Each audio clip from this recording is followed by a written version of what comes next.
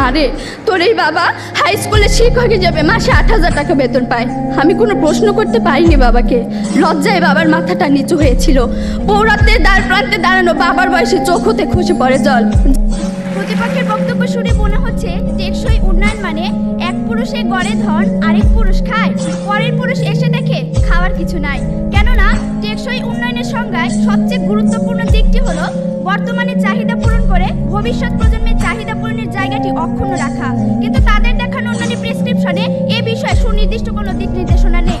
বলা হয়ে থাকে কৃষক বাঁচলে বাঁচবে দেশ, হবে সোনার বাংলাদেশ। মাননীয় মডারেটর, এখনো দেশের অধিকাংশ মানুষ কৃষিকে আঁকড়ে ধরে জীবিকা নির্বাহ করছে। কিন্তু কথা হলো দেশের এই সিংহভাগ কৃষিজীবী মানুষকে মানসম্মত শিক্ষায় শিক্ষিত ও কৃষিজ্ঞানে প্রশিক্ষিত করে গড়ে তুলতে না পারলে একদিকে যেমন কৃষি উৎপাদন বৃদ্ধি করা সম্ভব হবে না, অন্যদিকে অপরিকল্পিতভাবে রাসায়নিক সার ও কীটনাশক ব্যবহার করায় প্রাকৃতিক পরিবেশ ও জীববৈচিত্র্য চরমভাবে ধ্বংস হয়ে যাবে, যা টেকসই উন্নয়নে বড় বাধা। তাই আমাদের বক্তব্য হলো মাননীয় মডারেটর, কৃষিজ উৎপাদন বৃদ্ধি ও প্রাকৃতিক বিপর্যয় রোধ করে টেকসই উন্নয়ন নিশ্চিত করতে শিক্ষা খাতে আরও বেশি বিনিয়োগ করে শিক্ষা ব্যবস্থায় কিছু কৃষিবান্ধব পদক্ষেপ গ্রহণ করতে হবে।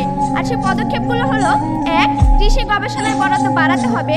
2. কৃষি শিক্ষার প্রসারে আরও বেশি কৃষি বিশ্ববিদ্যালয় স্থাপন করতে হবে। এবং 3. কৃষকদেরকে প্রশিক্ষণের আওতায় এনে প্রশিক্ষিত জনশক্তি হিসেবে গড়ে তুলতে হবে। আর তার জন্য শিক্ষাক্ষেত্রে অধিক বিনিয়োগের কোনো বিকল্প নেই। লক্ষ্য করুন প্রতিপক্ষ, সাম্প্রতিক সময়ে বিশ্ব ব্যাংকের এক জরিপে দেখা গেছে বাংলাদেশের মোট জনসংখ্যার 70% বয়স 32 বছরের নিচে, যাকে বলা হয় ডেমোগ্রাফিক ডিভিডেন্ড। মাননীয় মডারেটর, আমরা বিশ্বাস করি ডেমোগ্রাফিক ডিভিডেন্ডে এই সুবিধা ভোগ করে আমরা খুব দ্রুত উন্নত দেশে পরিণত হব এবং দারিদ্র্যের হারও হয়তো সাময়িকভাবে কমবে। কিন্তু মাননীয় মডারেটর, আমাদের পরবর্তী প্রজন্ম যদি সেই অর্জন ধরে রাখতে না পারে তাহলে সবকিছু অর্থহীন হয়ে পড়বে, যেমনটি হয়েছে নাইজেরিয়ায়।